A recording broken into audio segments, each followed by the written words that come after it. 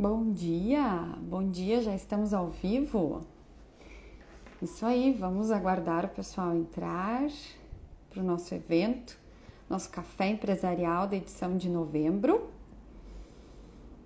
Bom dia a todos, estão me ouvindo bem? Vou pedir para o pessoal comunicar aqui com a gente para ver se está tudo certinho. Olá, bom dia a todos. Isso aí. Nosso evento hoje, o Café Empresarial, edição de novembro. Já vou me apresentar então para o pessoal que já está chegando. Eu sou a Elisa Trinks, eu sou a responsável pelo marketing do Miller Supermercados. Sou especialista em marketing, relações públicas formada na Unisc. E hoje estou aqui representando a vice-presidência do comércio da ACI, da gestão atual, 2020-2021. E nós temos um convidado muito especial hoje. Ele é o Michel Jasper. Ele tem uma baita experiência no varejo e é um cara muito comunicativo, com muitas ideias, e ele vai trazer hoje vários exemplos de como criar uma imagem de preço baixo sem prejudicar a margem do produto. Então, esse é o tema do nosso café empresarial. Lembrando também, muito importante, dos nossos patrocinadores, né, o BRDE, que é o Banco Regional de Desenvolvimento do Extremo Sul, a Gazeta Grupo de Comunicações, a Unisc Universidade de Santa Cruz do Sul e o apoio da Padaria Prit. Vamos lá, vamos aguardar mais pessoas.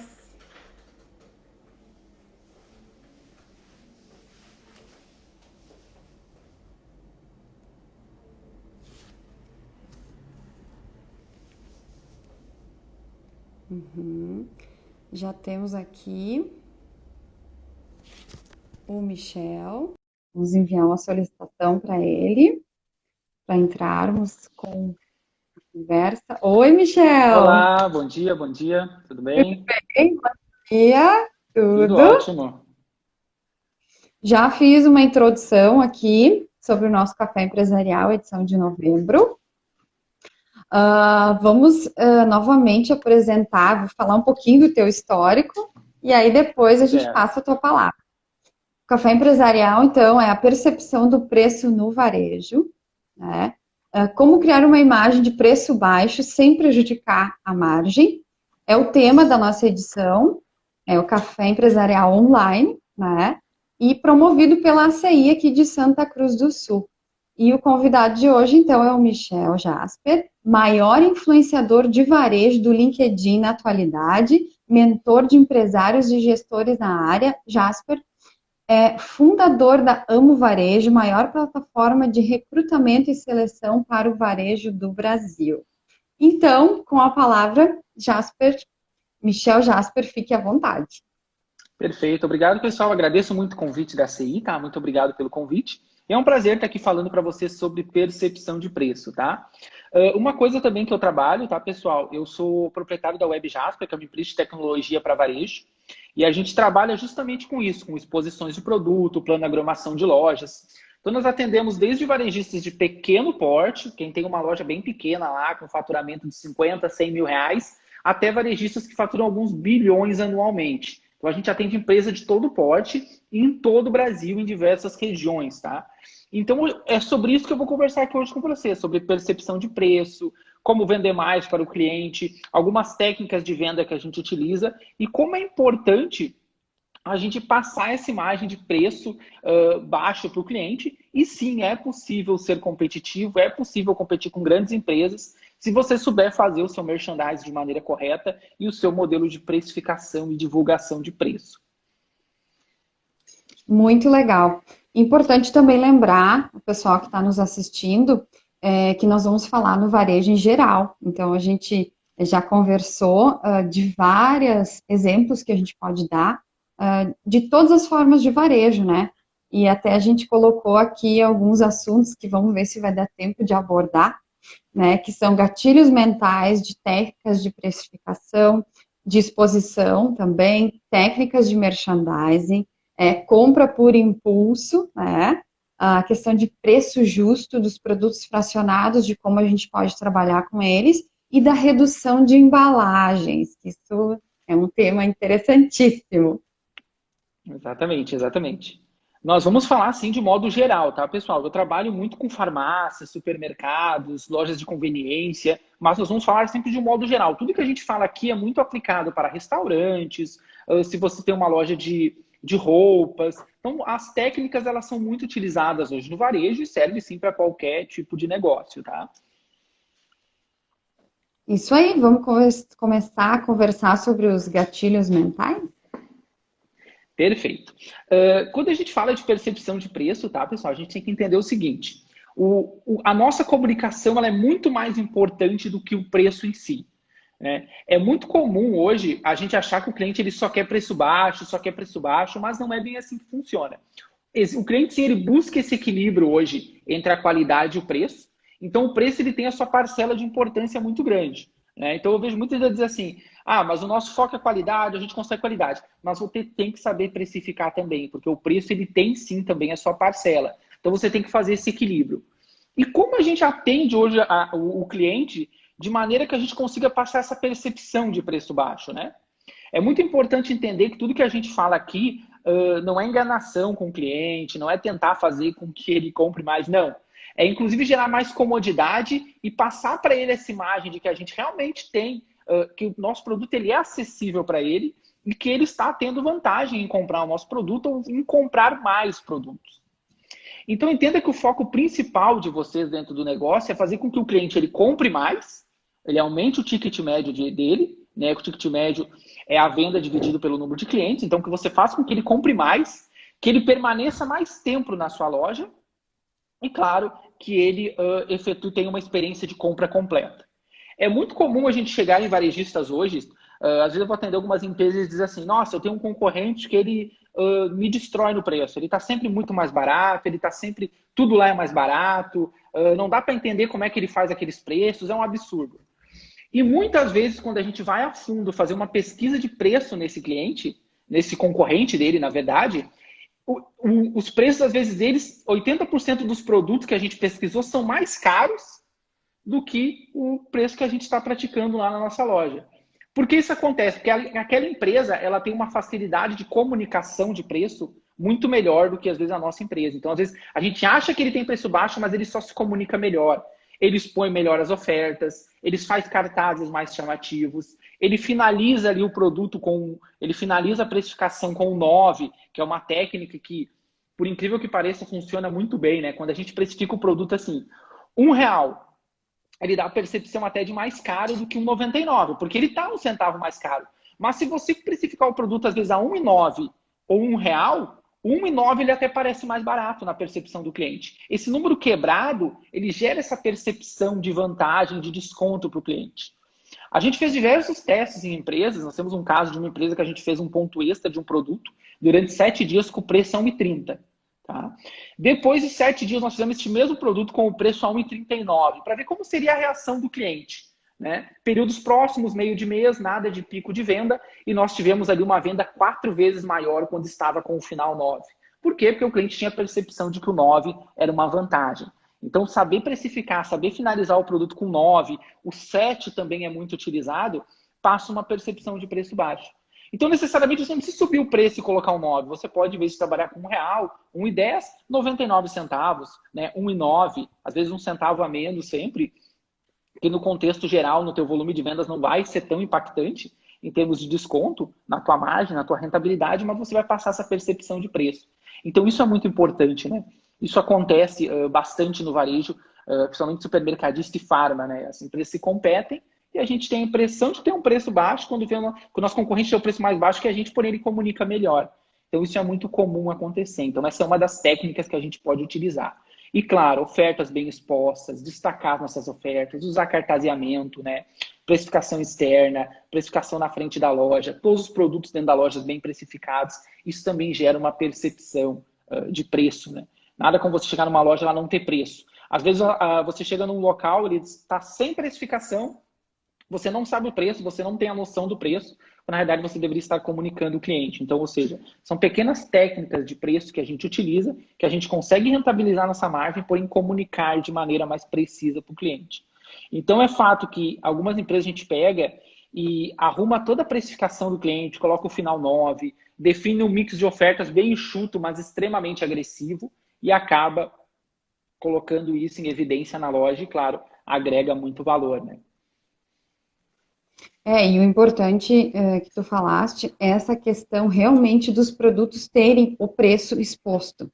Porque nós falando como clientes, é muito difícil a pessoa correr atrás para descobrir o preço, né, dentro de uma loja, ou às vezes, se a loja não tem autosserviço, dificilmente a pessoa corre atrás para descobrir o preço, a pessoa simplesmente desiste. Então, aí vai uma dica muito importante de manter os produtos com o preço de forma visível. Exatamente, exatamente. Agora eu recebi um bilhetinho aqui, eu preciso agradecer a presença do nosso presidente, do presidente da CEIC de Santa Cruz do Sul, Gabriel Borba, que está nos assistindo, e também um lembrete, quem não puder nos assistir até o final, não puder nos acompanhar, nós vamos deixar gravado essa live para consultas futuras aqui no Instagram. Isso aí. Perfeito. Mas uma coisa também que é muito importante o varejista conhecer é a classificação dos produtos de vocês, tá? Não importa o tipo de negócio que vocês tenham. Quando a gente fala de varejo, nós classificamos produtos em 4 tipos. Produtos de destino, de rotina, de conveniência e sazonal, tá? O que são essas classificações para vocês entenderem? O produto de destino é um produto no qual vocês são referência. Então, digamos lá que vocês tenham uma loja de roupas e vocês são referência em blusas, em vestidos. Então, quando a gente fala em vestido, em blusa, nós acabamos entendendo que aquela loja é uma referência, que ela tem boa qualidade e bom preço. Então, aquela categoria de blusas, de vestidos, ela é um destino. Dentro do varejo também alimentar, por exemplo, nós temos o supermercado, que nós temos o açougue. O açougue ele é muito forte. Então, quando você fala em carne na cidade, você sabe que aquela loja ela é um destino em carnes. Né? Então, ou seja, eu sei que lá, se eu quero carne de qualidade, eu vou lá. Se eu tenho uma adega muito completa, o meu destino se torna o vinho. Então, eu vou até lá. Isso são produtos destinos. Você pode transformar qualquer categoria da sua loja em um destino. Né? Por exemplo, você tem um restaurante, você pode ter um buffet de sobremesa muito grande, muito completo, que quando a gente fala assim, hoje eu quero almoçar, mas eu quero caprichar na sobremesa, então eu já sei aonde ir. Você se torna um destino nesse produto. Então você pode ter qualquer categoria de destino se você souber fazer um trabalho muito forte nela, de mix, de preço e de variedade.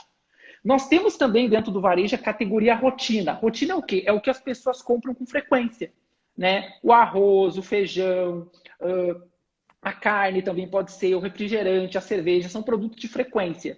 Né? Ou seja, que o cliente ele tem mais frequência em comprar. Numa farmácia, por exemplo, nós temos ali a linha capilar, nós temos alguns medicamentos, como o Dorflex. Eles são produtos de rotina. Ou seja, o cliente ele já tem por hábito comprar aqueles produtos. Esses produtos de rotinas, é muito importante vocês entenderem que o cliente ele tem percepção de preço. Ele sabe o preço do produto.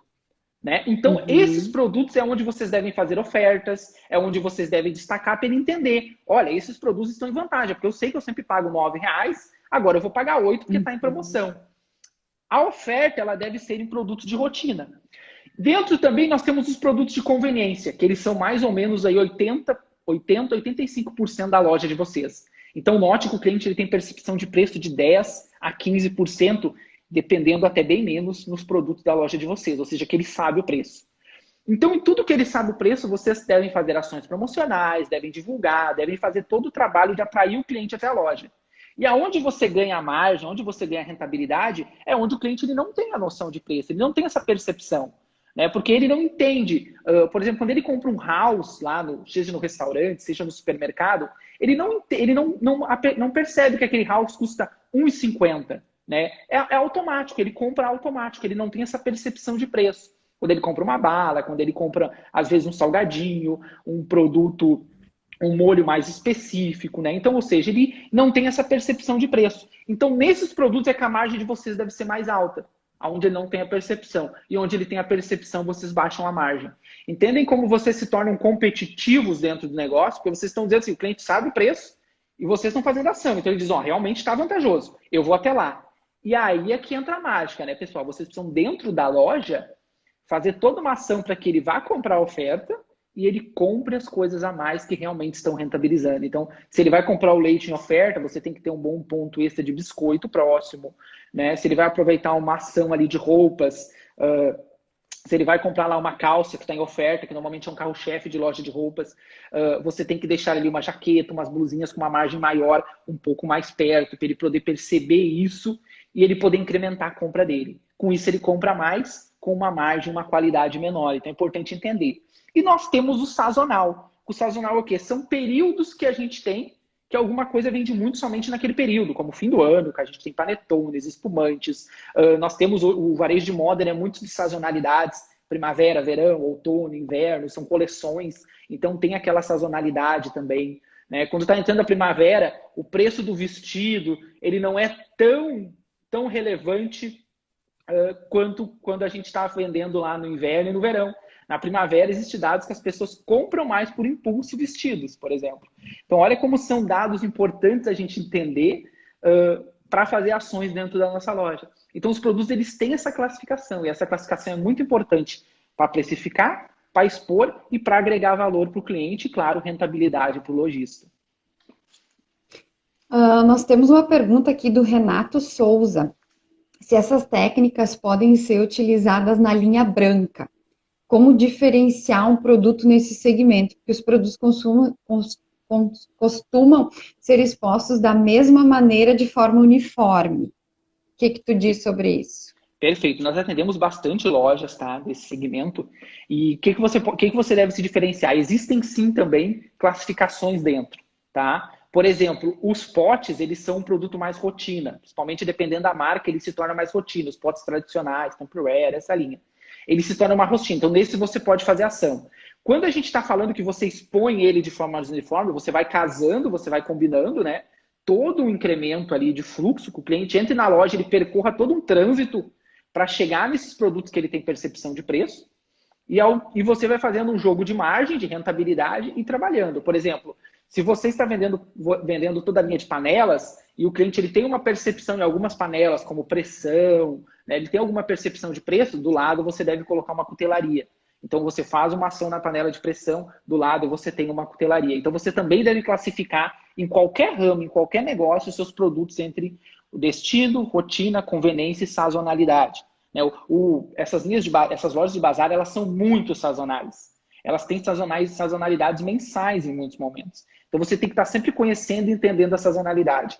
E você usa os produtos rotinas para expor e especificar de maneira correta, com preço mais agregado, e você faz com que o cliente ele vá até a loja, ele passe por todo o item de sazonalidade. Que lembre-se que sazonalidade o cliente não tem percepção de preço. Então, ou seja, você consegue agregar mais valor dentro dos itens sazonais. E aí, conforme a sazonalidade vai passando, você vai fazendo o seu jogo de margem e baixando até você ficar sem o estoque para o seu fluxo de caixa ficar no dia. Então, são algumas estratégias que você consegue utilizar. A gente usa bastante, é um ramo muito dinâmico, porque a compra é muito... no mês você tem um item, no outro mês você trabalha com outro item, você está sempre diversificando o teu mix, mas existem sim produtos-chave que você vai ter que ter. E esses produtos-chave normalmente são de rotina. E é esses que você vai fazer um jogo de precificação, um jogo de margem, para agregar valor, né, nos demais itens. Uhum. E a gente pode entrar também nas questões de técnica de merchandising, a gente já está falando disso junto também, sobre compra por impulso. Isso, exatamente. Importante também falar, que isso é muito aplicado também em lojas de móveis e lojas de eletro, tá? Nós temos hoje, por exemplo, alguns produtos que eles são carros-chefes de loja eletro, como a cozinha básica, o fogão, a geladeira. Você também faz técnicas de precificação e ao lado você agrega valor com produtos mais rentáveis, para o cliente ele ter essa. Eu vim comprar esse, mas esse aqui está valendo a pena. Né? Então você consegue. A gente chama isso de meio preço, né? Você tem um preço baixo, é uma técnica também muito utilizada no varejo, você tem um preço baixo, um preço intermediário e um preço alto. Às vezes a diferença que você faz entre o preço baixo e o preço alto, e o preço mais alto, ela é mínima. Então, às vezes, vale a pena, em vez do cliente comprar o mais barato, ou ele comprar o intermediário ou o mais caro. Então, se você vende ali a 899, você vende outra a 1.000 e outra a 1.300. Esse jogo de precificação, ele funciona muito bem em linha branca também. Né? Então, é uma técnica que você pode utilizar. E, claro, sempre pensando muito no fluxo. Essas lojas de bazar, de linha branca, elas precisam pensar muito no fluxo de andamento do cliente. Você tem que colocar categorias de maior fluxo para o fundo e fazer com que o cliente passe por todas as demais seções. Eu vejo muita empresa errando nisso, né? Muita empresa errando nisso, aonde elas pegam e colocam produtos baixos ali na entrada, porque elas querem fazer uma ação promocional muito forte, e elas colocam todo barato para entrada e deixam o caro mais para o fundo, ou o produto complementar mais para o fundo. Isso funciona para te atrair o cliente para dentro da loja, mas com alguns produtos específicos. Mas você precisa fazer esse jogo e fazer com que o cliente ande. Né? Então, montar ponto extra de oferta é muito importante, estar mais para a entrada da loja. Algumas empresas não, monte um ponto extra mais para o fundo. O ideal é tu ter alguns no fundo de promoção e alguns na frente. O na frente faz com que o cliente entre, ele tenha aquela percepção de preço baixo. Né? E os do fundo fazem com que o cliente circule. Então é bom você mesclar. Tem que ter muito cuidado, isso é uma técnica de merchandising muito forte. Né? A gente utilizar as ofertas para fazer com que o cliente ande no fluxo. E lembre-se, o cliente entrou na loja de vocês, ele tem que ter essa percepção de que ele tem vantagem em preço. Então, ter algumas ofertas na entrada, ter alguns pontos bem estratégicos na entrada é muito importante. E, claro, tem uma técnica que a gente usa no merchandising, que é o cross. O cross é quando a gente faz uma venda complementar, né? Seja através de uma tira de produtos, seja através de você usar um produto que ele se complementa com aquele e colocar junto. Por exemplo, eu estou falando aqui de loja de móveis, é você lá na mesa que você está vendendo, você colocar sobre a mesa alguns produtos de decoração que você venda ou alguns itens de utilidade doméstica. Em cima do fogão você botar um jogo de panela, o cliente ter esse complemento de compra. Né? No supermercado a gente utiliza muito, nós temos lá a bebida e nós colocamos uma tirinha de amendoim. Então o cliente veio comprar a cervejinha dele, ele entende que ele vai pegar o amendoim. Só que aí vocês têm que ter algum cuidado, porque você tem que conhecer bem o produto e o perfil do seu cliente. Por exemplo, uma tira de amendoim no supermercado, ela funciona muito melhor em cervejas mais caras, mais premiums, do que em cervejas mais baratas. Então, quando tu coloca numa cerveja mais premium, vende mais. Porque normalmente é uma cerveja que o cliente vai pegar, ele vai levar para casa, ele vai consumir tranquilo em casa, porque ele está pagando R$ 15 por uma cerveja, ele não vai sair tomando na rua. Né? Então, ele já pega um complemento junto. Ele tem uma tendência a pegar um complemento maior. Então, não adianta, às vezes, tu colocar lá numa Skol que tu vende a 2,59, por exemplo, um amendoim que custa R$ 9, porque ele não se complementa. Você pode colocar uma coisa mais barata. Então, você tem que ter esse entendimento. Você tem que ter esse feeling, né? Por exemplo, quando você faz numa loja de móveis e eletro, imagine que você colocou um fogão ali, né? Um fogão lindo que custa R$ 1.500, você colocou um jogo de panela, o melhor que você tem da Tramontina. Agora, num fogão mais barato, você vai colocar um jogo de panela mais barato, mais acessível, porque você vai... A pessoa que está procurando um fogão mais barato, se ela vai comprar uma panela, ela vai pagar algo mais acessível, ela não vai pegar algo mais caro. Você tem que entender seu público, você tem que entender seu produto, tá? Isso é muito importante, isso é merchandising, né? Você fazer todo esse complemento e fazer com que o cliente tenha uma experiência completa. Tem nada melhor do que a gente ir numa loja e poder comprar tudo naquela loja, né? Do que fazer pingando, pegando lá. Isso. E muitas vezes o varejista ele tem tudo na loja, ele só não sabe expor para mostrar para o cliente que ele tem tudo, né? Que o cliente pode comprar tudo lá. Então, isso é muito importante. Isso são algumas técnicas de merchandising. O objetivo é fazer com que a pessoa encontre tudo na sua loja, né? E resolva todos os problemas. Né? Porque quando a pessoa vai até o comércio, até o varejo, até uma loja, ela vai com um objetivo. Normalmente ela tem um problema, alguma falta de alguma coisa, ela quer resolver isso. E na sua loja, ela tem que achar tudo, né? Ou pelo menos grande parte, você tem que resolver o problema dela. E falando nisso, eu recebi aqui uma sugestão do Gabriel Borba, do nosso presidente, sobre alguma sugestão para gerar mais recorrência em restaurantes, aumentar a frequência, fazer com que aquele cliente volte novamente no setor de restaurantes. Perfeito, perfeito. O restaurante, tá? Eu já trabalhei em restaurante também. Restaurante é um ramo que ele foca, tu deve focar muito no teu público-alvo, tá? Dependendo do que é teu público, você precisa entender isso. Por exemplo, se você é um restaurante de centro, que você vende muito almoço todo dia para pessoas que trabalham na região, né? Ou seja, um restaurante que a pessoa vai almoçar todos os dias, você tem que ter um preço justo, uma variedade satisfatória, ela não precisa muitas vezes ser tão grande, mas ela necessita ser satisfatória. Você tem que ter uma diversificação de cardápio, também é muito importante quando a gente está falando de restaurante. Né? Um modelo de estrutura também que o cliente ele consiga fazer todo o seu buffet, comer tranquilamente, que ele tenha espaço, que ele tenha todo esse fluxo. O restaurante, a frequência dele é muito pelo seu público-alvo. Então, se você é um restaurante de centro, você tem que ter um mix mais enxuto, diversificar o cardápio semanalmente com alguns itens específicos, ter o básico, criar uma linha básica e criar uma linha que a gente chama de dias de sazonalidade, tá mais frio, tu faz alguma coisa diferente, você consegue fazer mais isso. Agora, se você é um restaurante onde você tem uma proposta um pouco diferente, muito mais focada talvez na qualidade, um preço um pouco mais alto, um restaurante mais de fluxo de fim de semana, né, onde o pessoal vai almoçar com a família mais no fim de semana. Eu vou até dar um exemplo para vocês sobre isso. Tem um restaurante que eu fui ontem, que é o restaurante do Dodô, ele fica em Osório. Se alguém um dia tiver a oportunidade de ir, vá lá. Ele é um restaurante que ele fica a 220 quilômetros aqui de Lajeado. E eu vou uma vez no mês, às vezes um mês sim, um mês não, lá comer. Porque ele é muito bom, tem muita fila, tu tem que esperar uma hora para entrar, tem toda uma estrutura, mas o foco deles é qualidade e excelente atendimento, tanto que o dono está lá te servindo um café.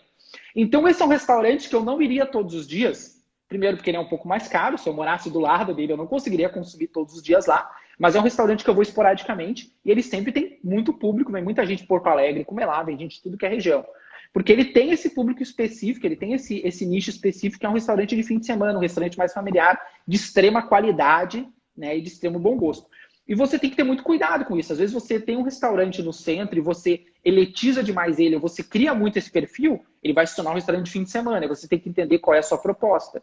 Então eu sempre digo assim, o restaurante tem que entender muito qual é a proposta dele. Você é de refeições rápidas, dias de semana, pegar o público da cidade, o público empresarial, ou você tem algo mais específico onde você agrega muito mais valor para o cliente. Então você tem que entender isso, né? Eu já trabalhei nesses dois tipos de restaurante e são perfis completamente diferentes. Então o primeiro ponto é entender qual é a tua estratégia e qual é o teu público, né? Então é um dos principais pontos que você tem que fazer no restaurante. E só uma dica também para quem tem restaurante, tá? É muito comum a gente ir no restaurante não ter a venda de produto extra no restaurante. Tu chegar no caixa para pagar, não ter um chocolatinho, não ter uma balinha, não ter nada. Tá aquele balcão gigante vazio, assim. Isso é venda por impulso, tá, pessoal? Imagina, se você compra um house hoje a R$ 1, no restaurante você pode vender ele a 4 tranquilamente no checkout, porque o cliente não olha o preço. Então, eles te dão uma margem de quase aí 300%, e é um produto que você tem que ter ali, que o cliente ele pega por impulso, que ele está na fila. Lembre, se a pessoa está na fila, ele está entediada. O que as pessoas adoram fazer quando estão entediadas? Comprar. Nós, nos supermercados, usamos muito essa técnica, principalmente no check stand. Né? O check stand ali é o local mais vendável da loja, é o ponto mais caro. Tudo que está ali tem margem boa, margem mais alta, porque o cliente está entediado e diz, meu Deus, preciso fazer alguma coisa. Eu vou pegar um chocolate, eu vou pegar uma bala, eu vou pegar alguma coisa que eu tenho que me distrair. Né? O cliente só vai comprar Kinder Ovo no checkout, ele nunca vai lá na seção comprar Kinder Ovo, porque ele compra por impulso. 80, 90% da venda de aparelhos de barba e aparelhos depilatórios ocorrem no checkout. Ele não é nem recomendado que ele esteja no corredor, porque não está na lista de compra do cliente. Ele compra impulsionamente lá na frente de caixa. Então você tem que entender esses produtos para você montar essa estratégia. Uhum. Podemos falar, então, sobre a questão de produtos fracionados, de preço justo, compras por impulso. Claro, perfeito. Uhum. Então, pessoal, falando de produtos fracionados, tá? O que vocês têm que entender? Vocês têm que conhecer o produto, como a gente falou anteriormente, vocês precisam entender que vocês precisam passar essa percepção de preço para o cliente. Eu vou dar um exemplo que eu sempre uso, que é o queijo, né? Imagine que vocês vão no supermercado comprar um queijo, e nós temos lá uma peça inteira de queijo que custa R$ 60 o quilo. Uma peça inteira tem em média quase 2 quilos, 2 quilos e pouco. Estamos falando de R$ 100 na peça. Moxa, você chegar ali e ver aquela peça, ela vai parecer muito cara. Porém, quando eu fatio isso em porçõezinhas de 100 gramas, e coloco exposto, eu olho ali e digo, não, mas até que tá bom aqui pagar R$ 3 por uma bandejinha de queijo. E na verdade eu estou pagando o mesmo preço da embalagem maior, porque eu fracionei ela. O fracionar é muito importante, tá? É muito importante você fracionar, porque você passa a percepção de preço. Eu trabalho com isso, eu faço isso, e eu vou no mercado, eu olho assim, deixa eu ver qual bandejinha que está com o preço mais acessível. Eu vou lá e olho as bandejinhas e pego, às vezes, a que está com o preço médio, com o preço mais barato. Na verdade, eu estou pagando o quilo exatamente o preço que eu pagaria se eu comprasse uma peça. Porém, eu pego a porção menor, até porque eu não vou consumir tudo. Então, esse fracionamento é importante em diversos pontos da loja. A própria indústria faz isso. Imagina se vocês fossem comprar 1 quilo de Kinder Ovo, ele custaria R$ 500. Porém, ela fraciona em pequenas porções de 10, 12 gramas e vende a R$ 9, o que torna o preço acessível. Isso também é dar acessibilidade para o cliente de vocês, né? Então, se você tem algo ali que você vende somente integral, o importante é você fracionar dentro da norma de segurança, dentro das normas de higiene, mas você ter pequenas frações e pequenas proporções do produto, né? Acontece muito com frutas também, em fruteiras, em restaurantes, né? Tem os potinhos de fruta onde você pica o potinho de fruta e você vende a R$ 5 a fruta picada. Porém, se você fosse comprar R$ 5 naquelas frutas, você compraria muita fruta. Porém, você colocou toda a sua margem, todo o seu trabalho ali de picar, de fracionar, e o cliente viu como uma comodidade. Então, isso é muito importante também, você entender como o cliente compra aquele produto, se ele compra cheio, se ele compra fracionado, se é vantagem para ele levar mais, se é vantagem para ele levar menos. Vocês devem ter notado que a indústria cada vez está criando embalagens menores, né? Embalagens menores de produtos, porções menores. Não só da redução de preço, mas ela tinha lá, ela vendia embalagens de 1 quilo, agora ela tem às vezes a de 1 quilo e tem uma de 500 gramas. Porque o público também está mudando, as pessoas elas têm menos filhos hoje, as famílias não são mais tão grandes, muitas pessoas moram sozinhas, né? Então fazem todo esse, a gente chama de cliente single, né? Que ele mora sozinho, tem o pet e tudo mais, ele compra porções menores, então vocês têm que entender isso também, né? Se a loja de vocês vê que o cliente entra muito com cestinha, né? Que ele compra pouco, ele entra muito com cestinha, é importante vocês entenderem que vocês têm uma loja muito focada em público que compra produtos fracionados. Então você vai ter que ter frações menores, você tem que ter um vinagre lá grande e um vinagre pequeno, né? Então você tem que ter essas fracionalidades dentro do negócio de vocês. E isso, claro, vale para qualquer negócio. Uhum. E eu tenho uma sugestão agora. Michel, se tu tens como propor algum benefício para o associado aqui da CI que te contratar. Claro, pessoal, se alguém precisar de algum trabalho, de alguma assessoria para analisar todo o merchandising da sua loja, toda a estruturação, né? Hoje a gente tem eu tenho uma tabela de valores que eu cobro para dar essa assessoria aí. Para qualquer um que entrar em contato com a gente coloca 30% mais barato do que o custo médio para fazer, tá? 30% de desconto para alguém precisar que a gente analise todo o merchan, toda a estratégia de vocês, toda a estratégia de produtos, a gente faz sim esse trabalho aí, pode contar com a gente. Que legal, a gente agradece a parceria e válido para varejo em geral, né? Sempre lembrando, Varejo a gente geral, às vezes sempre varejo geral. puxa o assunto de supermercado, mas vale para o varejo em geral, para todo tipo de loja, porque tu tem experiência, né? Então.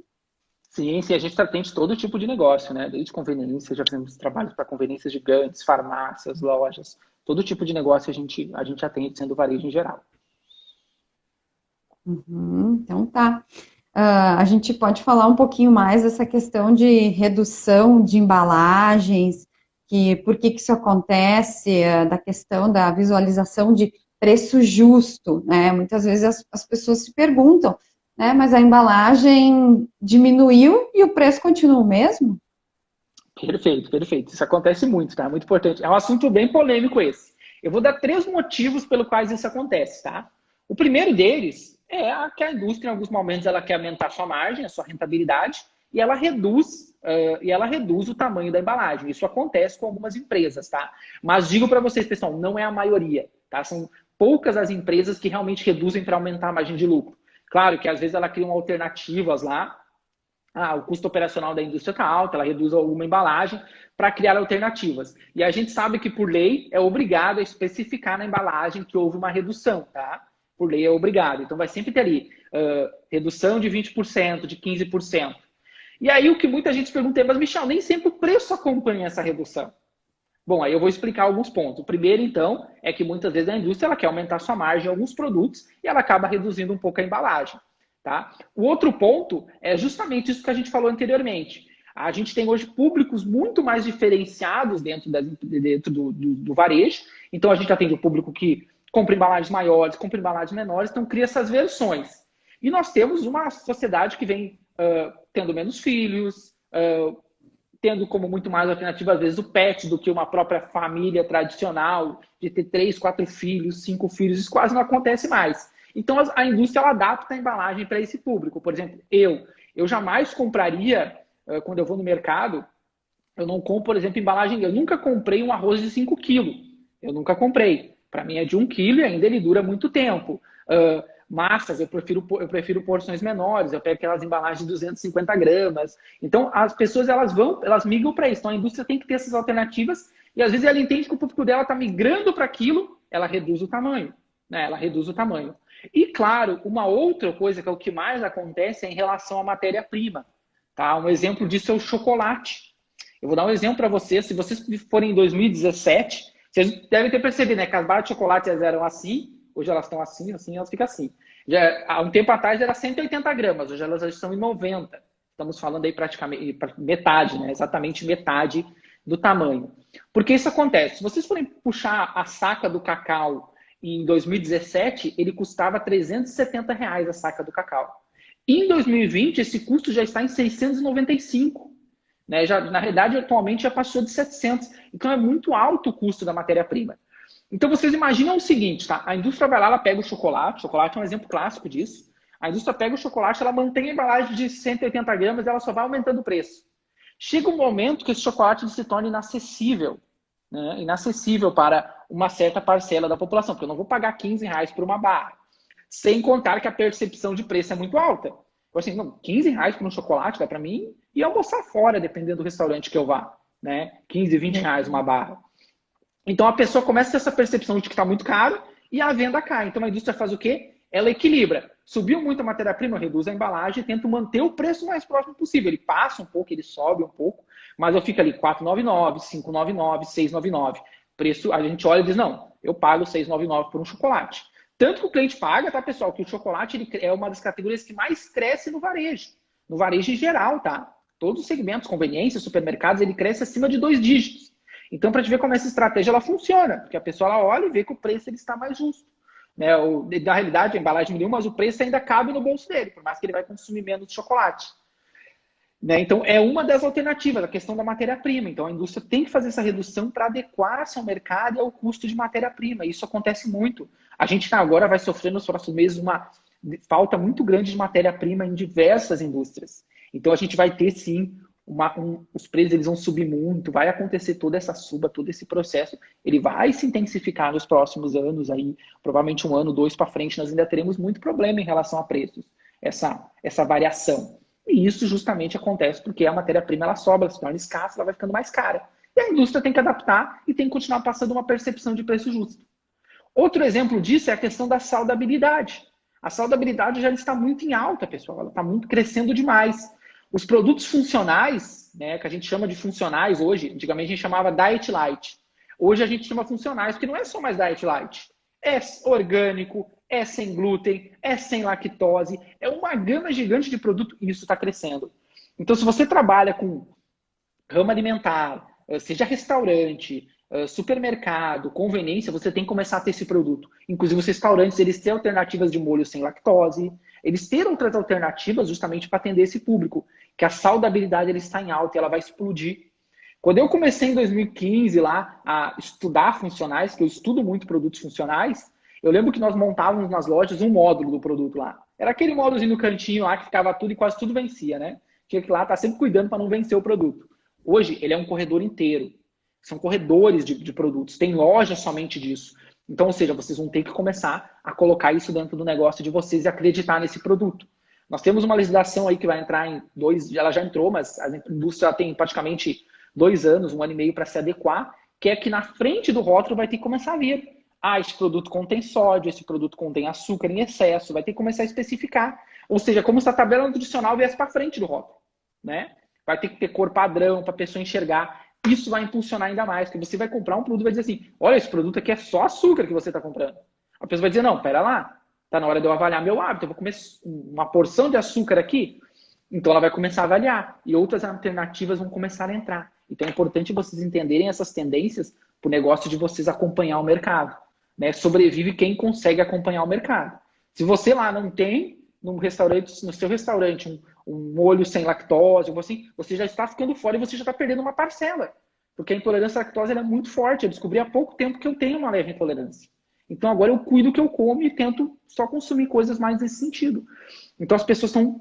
O mercado está mudando. E se vocês não entenderem isso e não conseguirem adaptar o negócio de vocês a essa realidade, a gente vai acabar tendo sérias dificuldades de se estruturar e de continuar o crescimento ou de crescer ainda mais. Né? Isso é muito importante. Uhum. A questão também de ter a sobremesa, zero açúcar, no caixa também ter essas outras opções, né? As compras por impulso e compras por impulso saudável. Eu vou te dar um exemplo até. Teve um dia que eu estava viajando e minha mulher falou, me traz um chocolate, ela compra aquele 80%, né? Me traz um chocolate Uhum. 80%, 80% para mim, se tu encontrar por aí. Eu falei, não, eu vou parar nos postos e vou pegando. Eu vim de Porto Alegre até Lajeado, eu parei em todos os postos de gasolina, eu não encontrei em nenhum posto de gasolina uma coisa mais saudável. Eu não consegui nem os 50, nem os 60. Imagina o 80. Então, assim, não tinha. Né? Eu vim procurando, eu vim andando e não encontrei. Então, deixa eu ver como é. Eu parei em restaurantezinhos de beira de estrada, parei, inclusive, em grandes restaurantes e postos que tem ali, paradouros, e a gente não encontra. Porque a gente não tá conseguindo, eles não estão conseguindo entender. Às vezes o varejista não entende que ele tem que começar a ter isso e se adaptar a esse negócio dentro, né? Ter isso no seu mix, ter isso no seu portfólio. Como você falou, ter a sobremesa lá, sem lactose. Imagina, aqui na minha cidade tem uma pizzaria que eu vou sempre, e eles têm a noite da pizza vegana aqui, né? Eles têm a noite da pizza vegana. E eu não sabia disso. E aí eu, conversando com o proprietário, ele disse assim, cara, tu acredita que vem 140 pessoas no restaurante só para a noite da pizza vegana? Porque na cidade não tem essa alternativa.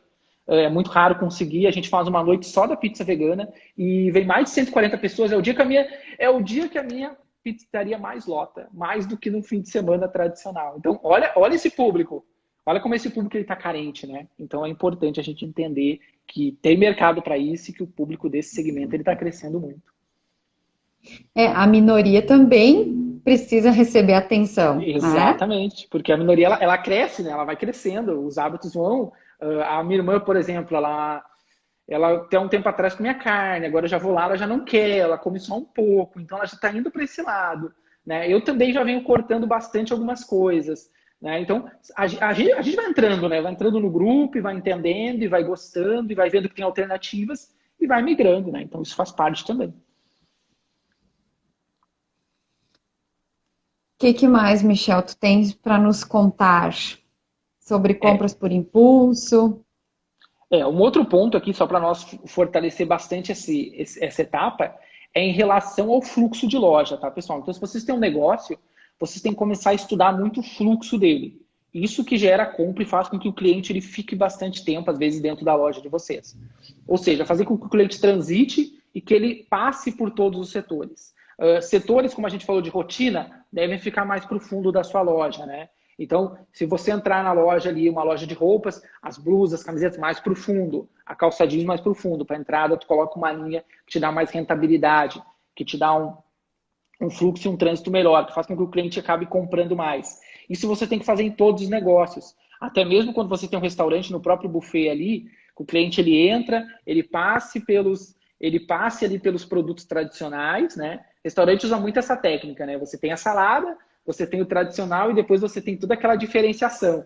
Aí, ou seja, você já encheu o prato, às vezes, ali no início, com salada, com arroz, com feijão, com macarrão, e aí lá no final você, mas tem isso aqui que eu queria, tem esse bolinho, tem essa coisa diferente, Carne. eu vou botar também. Aí tu coloca, ele acaba aumentando o peso, acaba consumindo mais. Então são pequenas estratégias, às vezes, que a gente utiliza, né, para vender mais, pratos maiores, né, os pratos maiores, tem lojas que tem restaurante que vai comprar até muito pequeno, o cliente não consegue separar a comida, ele acaba às vezes se servindo pouco. Então são algumas pequenas estratégias que a gente utiliza, que a gente coloca ali no nosso portfólio, né? E coloca ali no nosso dia a dia e que, querendo ou não, são pequenas coisinhas que acabam rentabilizando o nosso negócio. Né? E, acima de tudo, entender, claro, qual é o nosso público-alvo. Um exemplo muito clássico que acontece, por exemplo, no varejo supermercadista, nós abrimos uma loja e você cria uma perspectiva de que você quer atender um público X, porém você nem sempre prepara a sua estrutura para atender aquele público. Eu vou te dar um exemplo. Se você abrir uma loja muito pequena, com corredores de 1 metro, você não vai ter clientes que compram volume na sua loja. Você vai ter um cliente que ele compra conveniência, porque ele não se sente confortável para comprar volume. Então, às vezes, a sua estrutura, ela cria esse canal, né, para clientes muito específicos e a sua estrutura está interferindo. Às vezes, é muito clássico a gente ver ali o pessoal abrir uma lojinha, um mercadinho, um localzinho num bairro, num bairro mais simples, e ela quer pegar aquele clube para fazer rancho, porém a estrutura dela não foi adaptada para a pessoa fazer rancho, e se torna uma loja de conveniência. Aí toda a estratégia que ela montou para ser uma loja que vai vender volume, que vai atender o público dali ao redor, acaba não acontecendo, porque ela acaba atraindo outro público. Então, entender esse seu público, entender onde você está localizado, entender a estrutura que você vai montar, ela é muito importante. Né? E, claro, acima de tudo, classificar suas categorias e seus produtos para que você possa organizar melhor seu jogo de margem e a sua rentabilidade. Eu vou dar um exemplo até bem tradicional aqui que a gente utiliza muito. A gente chama isso de diagramação de margem. Todo varejista pode fazer. Que funciona seguinte: quando você vende seu produto, você cria diagramações de margem, né? Você define qual é a margem geral que a sua loja vai ter, ou seja, qual a meta de margem que a sua loja vai ter. Ali, claro, para chegar na sua margem, você vai entender quanto eu tenho que ter de lucro, né? Qual minhas despesas fixas, ou seja, toda a estrutura de gestão sua. Despesas fixas, variáveis, impostos, tudo. Você vai dizer, bom, eu quero ter no final lá 15% de margem. Para mim ter esses 15% de margem, eu tenho 20, 30% de custos fixos, custos variáveis, eu vou ter que praticar uma margem de 40% nos meus produtos. Margem, markup, como vocês quiserem chamar, porque dependendo da empresa chama de maneira diferente, né? Então você vai criar essa estrutura, você vai definir a sua margem final que você quer ter de lucro, você vai definir, você vai ver todos os seus custos e você vai ser a tua margem geral. Porém, muito varejista erra nisso, porque ele pega essa margem geral e diz assim, não, tem que ter 40, né? Ele pega essa margem e ele joga em todos os produtos a 40. Então, alguns produtos ele fica fora do mercado e alguns produtos ele fica muito barato. Então, ele não consegue fazer esse equilíbrio de venda.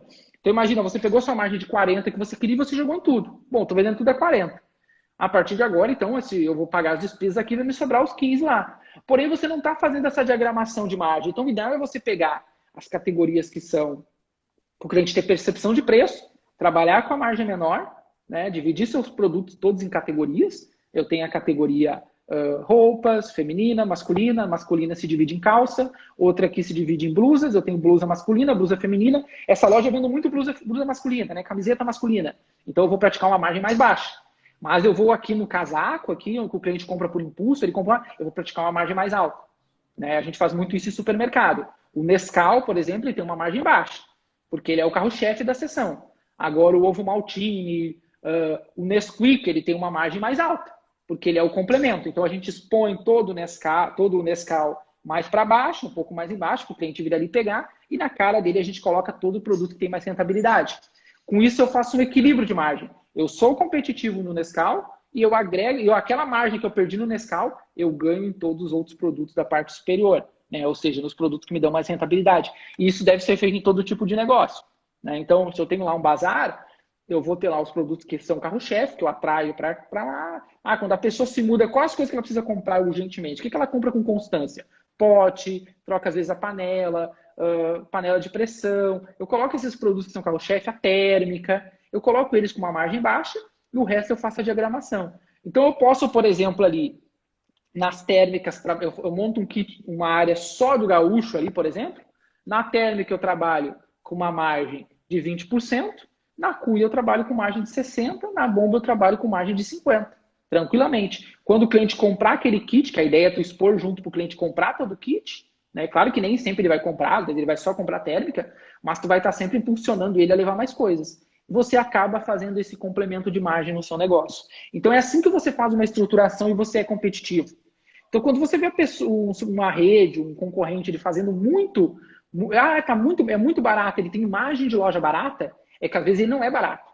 Ele só tem uma percepção de loja barata, porque ele sabe fazer essa estratégia, ele sabe montar essa estratégia, né? Então é muito importante você fazer toda essa estruturação, todo esse preparo para você não perder margem, não desrentabilizar a sua loja e, claro, agregar cada vez mais valor no seu negócio.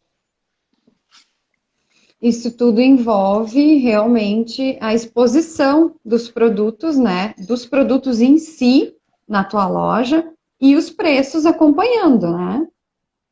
Um precisa complementar o outro, né? Se você, por exemplo, fizer todo esse jogo de margem, mas você não colocar essa margem na sua exposição, você acaba ficando meio inútil. Você vai acabar vendendo muita coisa barata e sua margem pode cair muito. Então você tem que ter esse cuidado.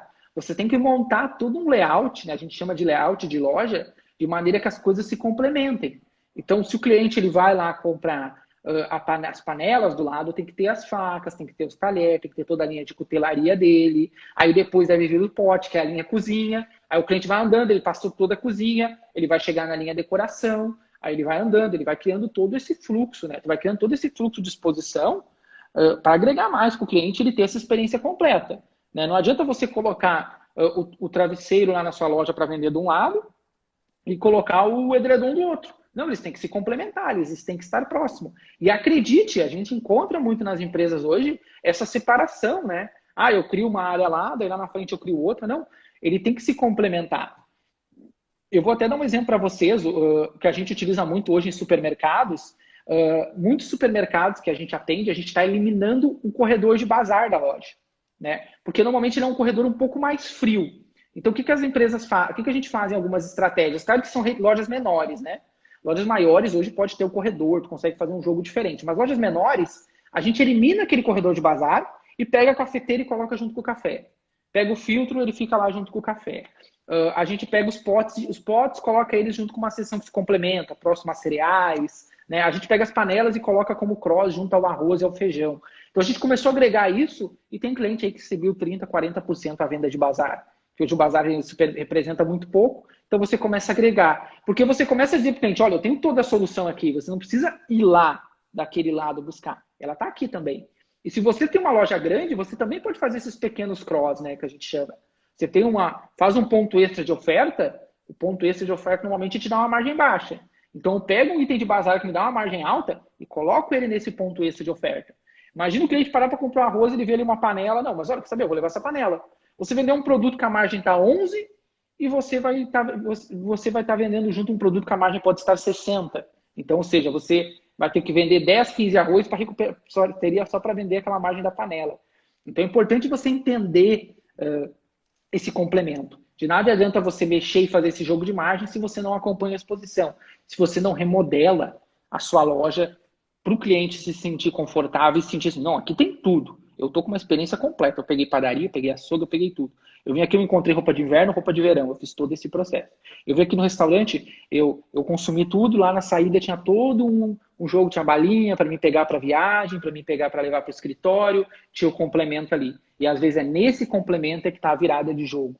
Né? Eu sei restaurantes aí que eles crescem, que eles chegam a aumentar a margem deles em 5, 6 pontos percentuais, somente fazendo uma linha de bomboniere na frente de caixa. Né? Bomboniere que a gente chama no geral, bombom, balas, toda aquela linha.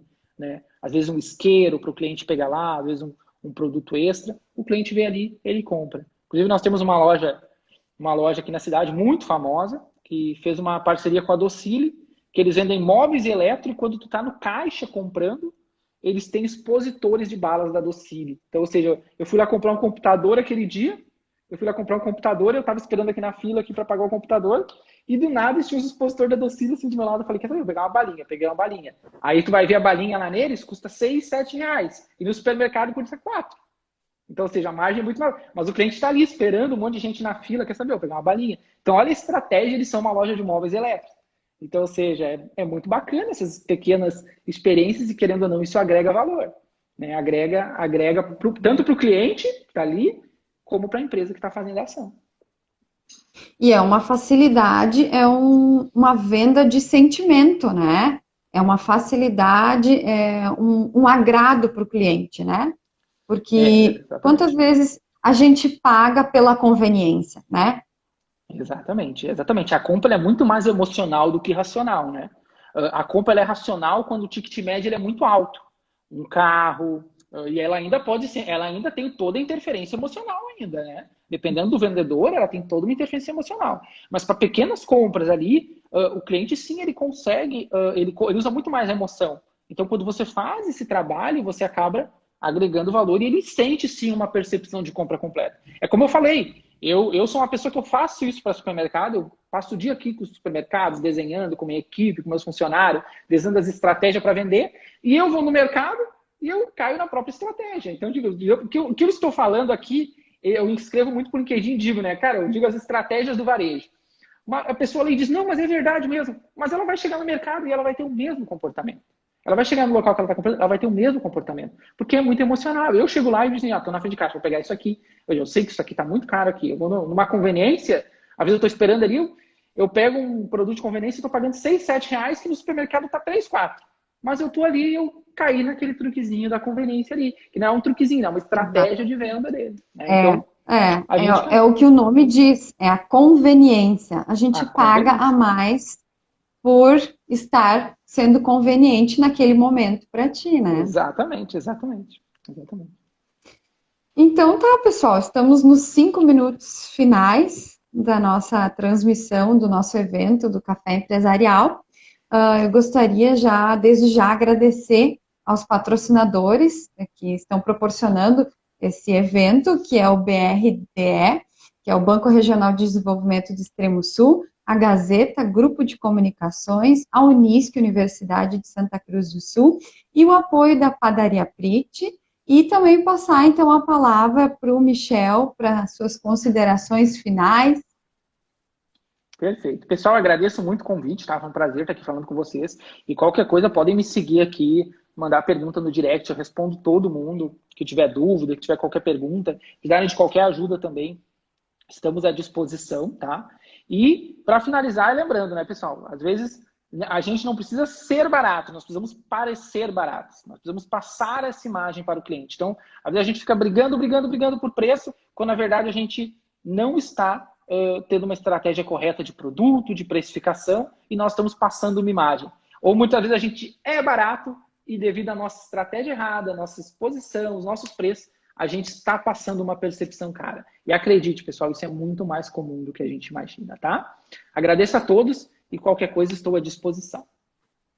Isso mesmo. Lembrando que os nossos associados aqui têm um preço especial. Isso, qualquer ajuda que vocês precisarem, tá, pessoal? Eu dou mentoria, tá, para varejistas hoje, então, se precisarem de mentoria é uma análise que eu faço da loja, é toda uma orientação, eu dou para diversas empresas hoje em todo o Brasil. Inclusive, hoje eu tenho 3 já mentorias para hoje, onde eu dou toda a orientação. E se você da CI, pode me chamar que tem 30% de desconto no valor da hora. Isso aí, lembrando também que essa live vai ficar gravada, quem não pôde acompanhar até o final, quem quiser rever para ver as suas dicas, vai estar gravada aqui no Instagram da ACI. Perfeito. Então tá, obrigado, Michel. Até mais. Obrigado, agradeço. Tchau, tchau.